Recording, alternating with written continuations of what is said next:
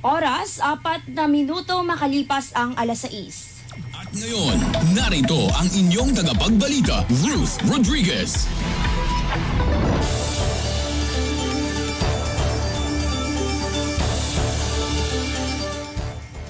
Magandang umaga, lungsod ng Puerto Princesa, lalawigan ng Palawan, araw ng Lunes, September 4, 2023.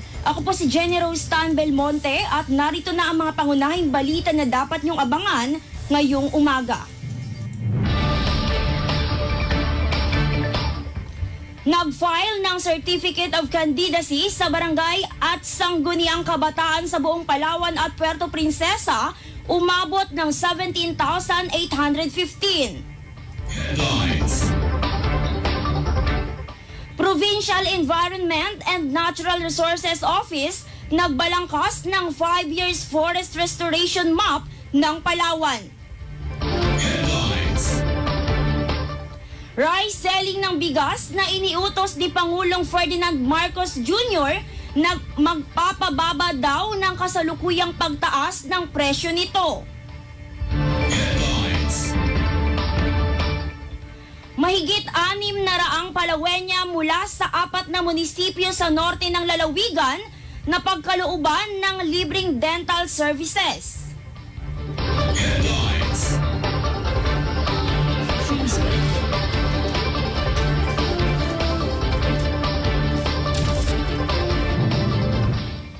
Sa showbiz balita, librong mga buhay na apoy ni Areo Solito ilalabas na ngayong Setyembre. Headlines. At sa balitang Good Vibes, TOWEST itinanghal na Best Unit at TSG Iranista bilang Outstanding Community Service. Sa Tribute to Soldiers 2023, itinanghal na Best Unit ang sub-unit ng TOWEST. Headlines. Ang detalye ng mga balitang yan, abangan sa aming pagbabalik. Sa mahigit 10 taon, ang City Nickel Mines and Development Corporation ay nagsasagawa ng responsableng operasyon ng pagmimina sa bayan ng Nara at Sofronio Española, lalawigan ng Palawan. Layunin namin na magdala ng kaunlaran sa aming mga mining communities bilang partner ng pamahalaan. Bahagi ng aming paglalakbay ang makapaghatid ng tulong sa pamamagitan ng mga proyekto, programa at gawain na naaayon sa kanilang pangangailangan upang maiangat ang antas ng pamumuhay. Nitong dumating ang City Nickel Mines, unang-una na doon nakapagbigay sa amin ng employment. Marami sa taga-Pulot Interior ang nagkaroon ng trabaho. At unang-unang nasagot sa aming pinaka-problema, nagkaroon kami ng isang covered court. Patuloy pa rin naming pagsisikapan ang bawat taon na kasama kayo sa pangangasiwa ng tapat sa kapaligiran at pamayanan. Ito ang istorya sa likod ng aming responsableng pagmimina. City Nickel Mines and Development Corporation. Sa responsableng pagmimina, may ginhawa. Palaparaan, kaya ipalawan mo na. Mars, saya mo ah. Ibang dami mong bayarin? Course! Palaparaan sa Palawan Pawn Shop. Alam mo kung ba't Palawan? Dinala ko ang alahas ko. Ma'am, 1% lang pag natubos within 11 days. High appraisal pa. Correct, ma'am. Mabilis pang mag-renew sa kahit saan sa napakarami naming branches. Automated pa kami, ma'am. Kaya walang mali sa kwenta. May text reminders pa para iwas penalties. Bongga! Mapagkakatiwalaan talaga. Ako naman Mars, palaparaan. Sa Palawan Express pera padala. Padala ko kay Madir. Sir, napakamura ng charge dito. Madali pa magpadala at mag-claim. Napakaraming branches pa. Kaya gusto ko dito sa Palawan. Walang kuskus balungos. Maya-maya, hello? Anak, salamat. Eto, hawak ko na ang cash. Ang bilis. Bongga! Palaparaan, kaya ipalawan mo na. Alam mo ba na ang industriya ng pagmimina ay may malaking naitutulong sa lokal na ekonomiya ng isang bayan o barangay? May kabahagi ang barangay, munisipyo at probinsya mula sa buwis ng isang minahan. Nagbabayad din ng malaking halaga ng real property tax ang kumpanya ng minahan direkta sa munisipyo. Aabot sa 3,000 residente ng munisipyo ang mabibigyan ng trabaho. Kapag may sweldo, may gagastusin at lalakas ang lokal na ekonomiya. Hindi pa kasama rito ang benepisyo mula sa mga programa at proyekto ng minahan sa komunidad at royalty ng mga katutubo. Iyan ang totoo. Ang impormasyong ito ay hatid sa inyo ng Ipila Nickel Corporation. Kaagapay nyo sa pag-asenso. Balita Uno with DYPR.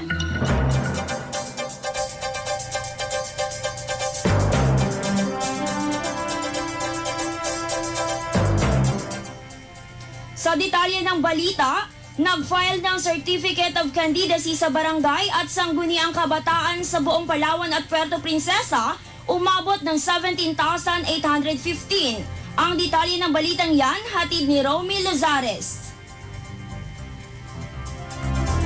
Balita Uno with DYPR.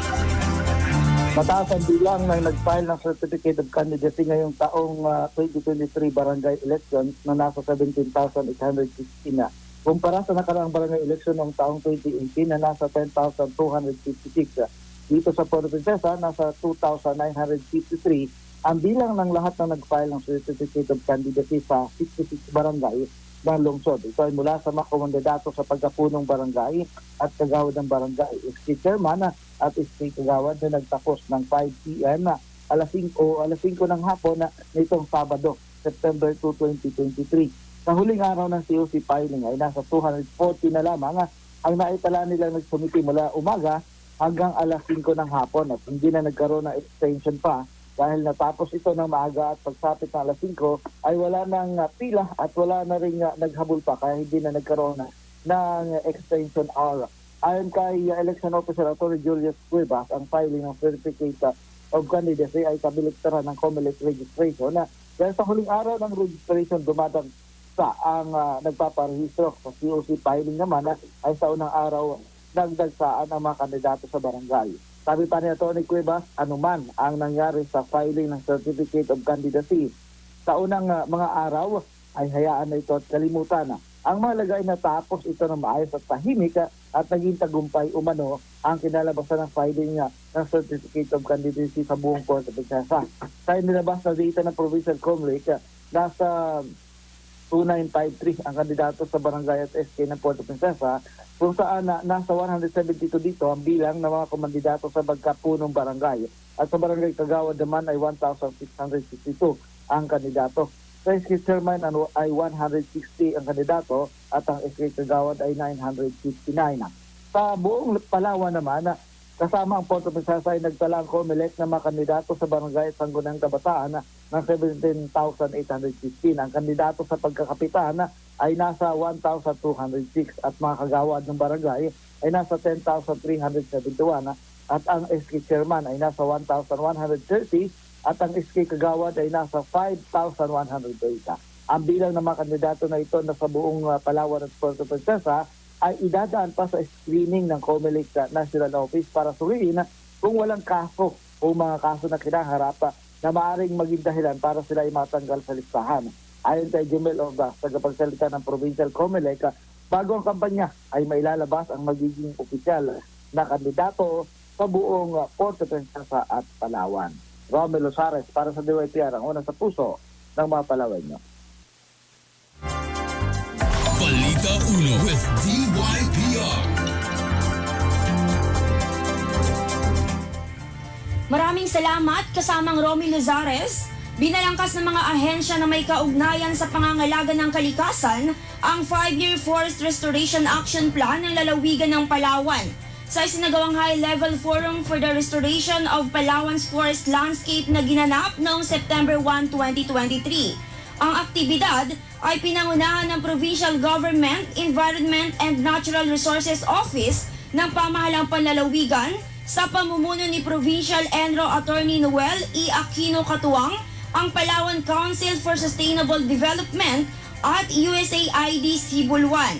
Ayon kay Provincial Government, Environment and Natural Resources Office Chief Attorney Noel Aquino, mahalaga na magkaroon ng 5-year forest restoration map upang matukoy ang high and medium priority sites ng mga kabundukan o timberland sa iba't ibang munisipyo na magsisilbing gabay ng pamahalaan para sa mga kabundukan na kinakailangang pagtuunan ng pansin ng pamahalaang panlalawigan. Mahalaga din na makabuo ng Forest Landscape Restoration Network kung saan magiging isa lamang ang mga programa at inisyatibong pangkalikasan na ipatutupad sa lalawigan, katuwang ang iba't ibang tanggapan, NGOs at LGUs para sa mas mabilis at epektibong restoration plan. Sa kalikasan, sa kasalukuyan, hindi bababa sa 60% ang mga kabundukan sa Palawan ang kailangang bigyan ng prioridad ng pamahalaan at inaasahang maipamahagi na mapa sa iba't ibang tanggapan at munisipyo para sa implementasyon nito sa buong lalawigan. Dumalo rin sina Board Member Ryan D. Maminta kasama ang mga kinatawan mula sa Department of Environment and Natural Resources, Office of the Provincial Agriculturist, representante mula sa akadim at mga lokal na pamahalaan ng iba't ibang munisipyo sa pamamagitan ng Municipal Environment and Natural Resources Officers at Sangguniang Bayan members. Nagkaroon din ng signing of pledge of commitment ang lahat ng mga partisipante bilang pagpapakita ng lubos na suporta at aktibong pakikiisa sa naturang inisyatibo ng PGNRO. Balita Uno with DYPR.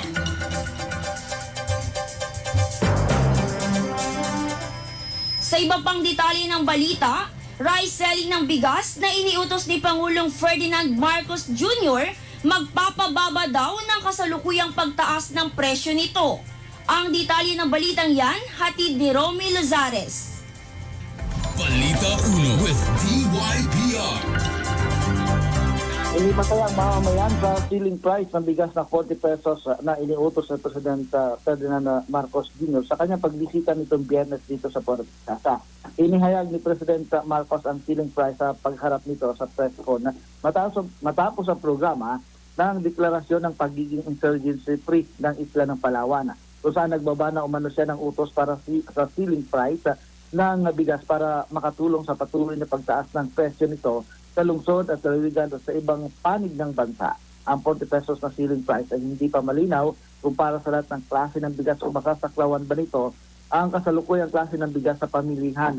Wala pa ring malinaw na direksyon o para sa usapin na ito dahil ginagawa pa ang magiging guidelines nito. Hindi na rin na isama sa paliwanag ni President Marcos kung nasaan ang pangako nito na 20 pesos na kilo ng bigas kapag siya ang naging presidente ng bansa. Kaya naman wala ding katiyakan kung kaya ba ng administrasyon nito na agapan ang patuloy na pagtaas ng presyo ng bigas, lalo pa nga at siya na mismo bilang presidente ng Pilipinas ang sharing secretary ng agriculture. Kaya naman hindi pa malalaman kung paano nga ba makakatulong sa mamamayan ng 40 pesos na ceiling price ng bigas kung saan sa mga pamilihang bayan at kung saan makakabili ng bigas ang pinakamababang presyo ay nasa 50 hanggang 60 o kaya naman ay 46 pesos. Romy Lozares para sa DYPR, ang una sa puso ng mga Palaweño. Balita Uno with DYPR. Maraming salamat kasamang Romy Lozares. Ang iba pang balita, abangan sa aming pagbabalik. Alam mo ba na ang nickel ay panlima sa pinakamahalagang mineral sa mundo? Ginagamit ang nickel sa paggawa ng iba't ibang mga kasangkapan at estruktura. Ang nickel ay resilient o matatag, hindi kinakalawang, hindi madaling matunaw at ductile o maaaring ihulma at panipisin ng hindi nababali o nasisira. Mahigit 2/3 o 67% ng namiminang nickel ang ginagamit sa paggawa ng stainless steel na isang uri ng alloy o bakal. Maraming bagay ang nagagawa gamit ang stainless steel, mula sa simpleng kubyertos hanggang sa pagbuo ng mga komplikadong spacecraft. Malaki ang naiaambag ng nickel sa engineering at construction industries. Nakakatulong ito para hindi matunaw ang mga estrukturang gaya ng tulay mula sa matinding sikat ng araw at para hindi agad kalawangin kahit mabasa ng ulan. Dahil anti-corrosive o hindi madaling kalawangin ang nickel, nagbibigay ito ng di matatawarang proteksyon para sa iba't ibang mga estrukturang pandagat. Sa pamamagitan din ng nickel, nasisiguro ang pagdaloy ng malinis na tubig na ating kinukonsumo dahil tumatagal at hindi kinakalawang ang mga tubo.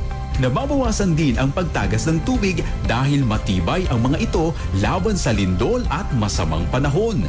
Ilan lamang yan sa mga benepisyo ng nickel sa pang-araw-araw nating pamumuhay. Iyan ang totoo. Ang impormasyong ito ay hatid sa inyo ng Ipila Nickel Corporation. Kaagapay ninyo sa pag-asenso. Kamay-ari, handog ng Paleco ang libreng medical consultation para sa mga miyembro nito at kanilang pamilya linggo-linggo tuwing araw ng Miyerkules, Huwebes at Biyernes na gaganapin sa Paleco Main Office mula 1:00 hanggang 3:00 ng hapon. Unang 10 pasyenteng makakapagpalista ang tatanggapin sa bawat araw na nabanggit. Ang araw ng Miyerkules ay para sa mga OBGYN cases, samantalang ENT cases naman tuwing araw ng Huwebes. Tuwing Biyernes na may pediatric cases ang tatanggapin ng kooperatiba. Bukas ito sa mga miyembro ng Paleco o iyong nakapangalan sa kanilang koneksyon ng kuryente at maging sa kanilang asawa at anak. Kung single naman ang mismong miyembro, bukas naman ito para sa kanilang mga magulang. Magdala lamang ng katunayan tulad ng birth certificate, marriage certificate at valid government ID. Ang pabatid na ito ay hatid sa inyo ng Paleco at ng himpilang ito. The Miracle Roots Red Alingatong nasa capsule na. Hatid ng GreenMed Pharma. Red Alingatong capsule is now FDA approved. Nahihirapan sa pagbabawas kada umaga? Almoranas at constipation? Solusyonan! Red Alingatong! Red Alingatong! Nakakatulong sa digestive problems at nakakalinis ng colon system. Mabisang gamot sa gouty arthritis, dialysis patient, high blood pressure at diabetes. The Miracle Roots Red Alingatong nasa capsule na. Hatid ng GreenMed Pharma. Red Alingatong capsule is now FDA approved. Balita Uno with DYPR.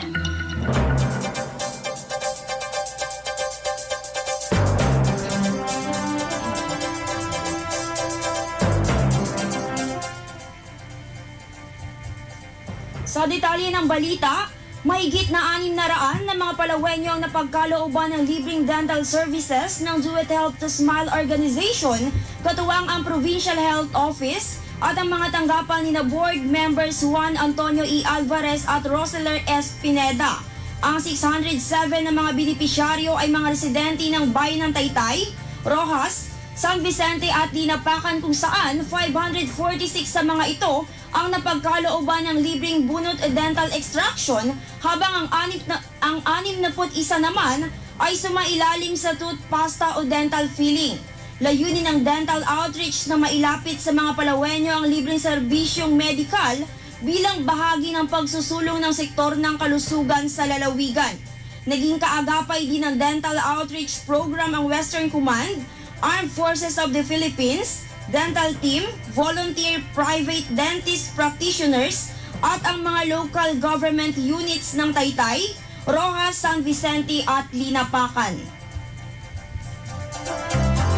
Balita Uno with DYPR.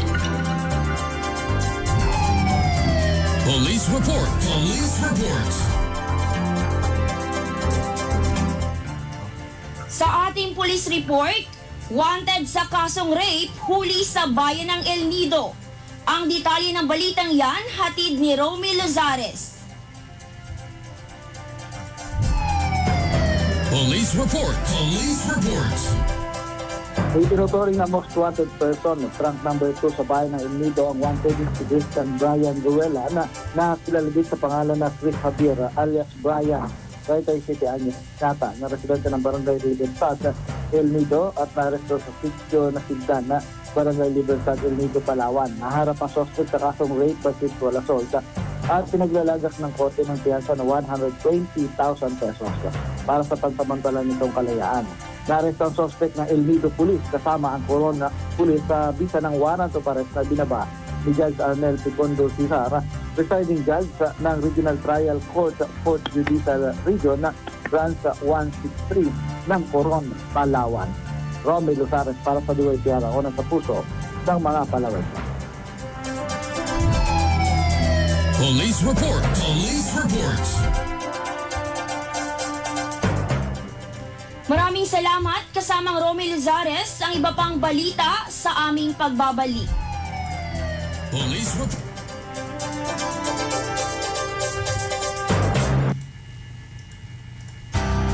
Sa mahigit 10 taon, ang City Nickel Mines and Development Corporation ay nagsasagawa ng responsabling operasyon ng pagmimina sa bayan ng Nara at Sofronio Española, lalawigan ng Palawan.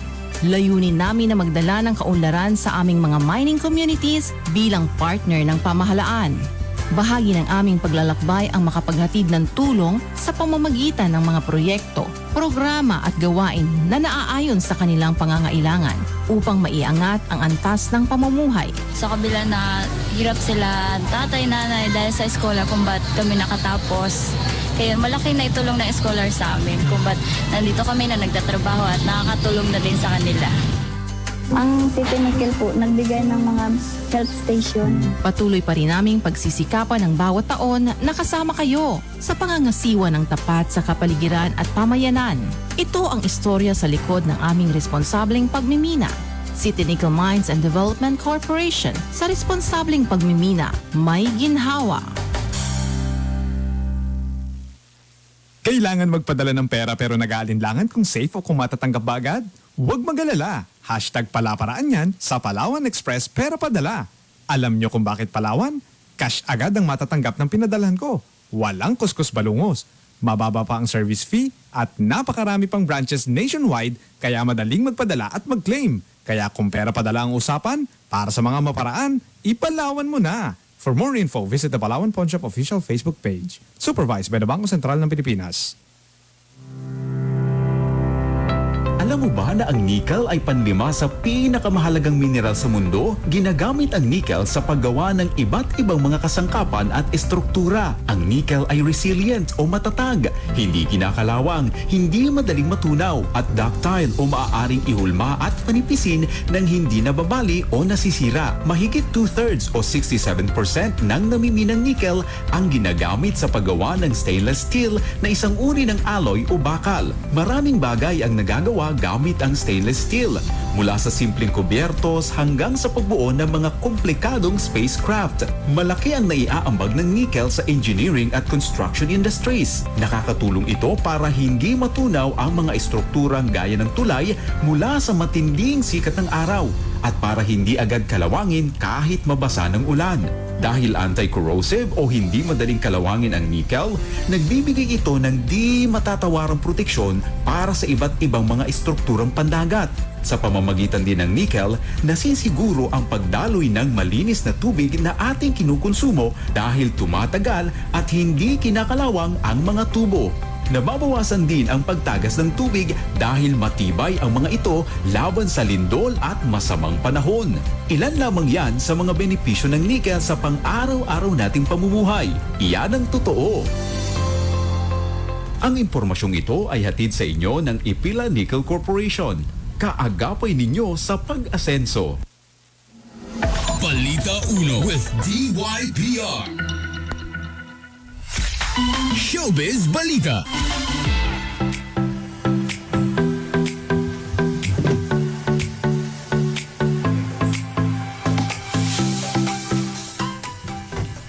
Sa balitang showbiz, librong Mga Buhay na Apoy ni Aureo Solito ilalabas na ngayong Setyembre. Ang detalye ng balitang yan, hatid ni Joel Contrevida. Showbiz Balita. Ilalabas na ngayong Setyembre ang unang libro ng Palawan director na si Kanakan Balintagos o mas kilala bilang Aureo Solito. Ito ang librong hango sa kanyang dula na Mga Buhay na Apoy.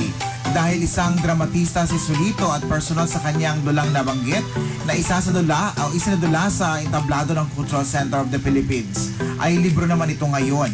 Mababasa maliban sa buong kopya ng dula, nasa libro din ang mga larawan ng pagkasuda nito at ang mga behind the scenes ito na ginampanan ng mahusay na aktres na si Irma Adlawan na nakapanood ngayon sa Batang Quiapo. September 17 sa Maynila International Book Fair ang opisyal na launching nito na daluhan mismo ni Irma at magbabasa ng ilang linya dito. Joel Contrevida para sa DYPR, ang una sa puso ng mga Palawenyo. Showbiz Balita. Balitang Good Vibes.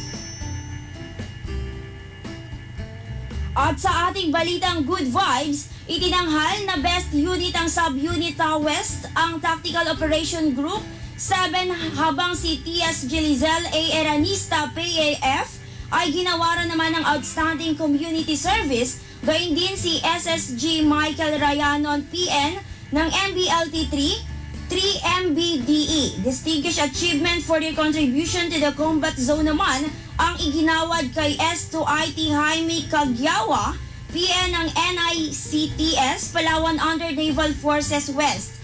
Ang parangal ay sa katapusan o sa katatapos na Tribute to Soldiers 2023 sa pangunguna ng The Manila Times, the Department of National Defense at ng Dasandatahang Lakas ng Pilipinas.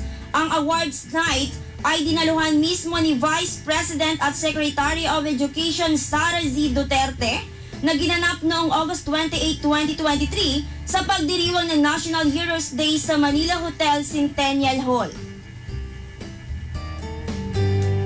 Balitang Good Vibes. Ulat panahon. Sa atin namang ulat panahon, huling namataan si Bagyong Hana 275 km west, km northwest ng Itbayat, Batanes. Hindi ito agad nakalabas ng bansa dahil nag-iba ito ng direksyon at posibleng ngayong hapon ito lalabas ng Philippine Area of Responsibility. Patuloy din sa pamamayani ang habagat. Ito rin ang sanhi ng pag-ulan, lalo na sa Palawan. May cloud cluster din sa may silangang bahagi at binabantayan ito ng Pag-asa. Hindi malayong maging bagyo ang nasabing mga cloud clusters. Maulap na kalangitan na may kalat-kalat na pag-ulan ang taya ng panahon ngayong araw sa buong Palawan. Ulat panahon.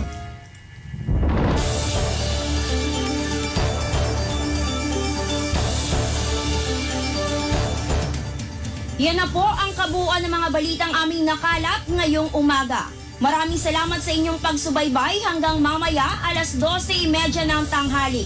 Dito lang sa Balita Uno with DYPR ang 95.1 FM. Ako po si Jenny Rose Tan Belmonte. Magandang umaga. Mga balitang dapat mong malaman. Mga isyung dapat pag-usapan. Iisa-isahin natin yan, kawan. Sa Balita Uno. Balita Uno with DYPR. DYPR. At tanda, alas 6 ng umaga at alas 12:30 ng tanghali sa 95.1 1FM.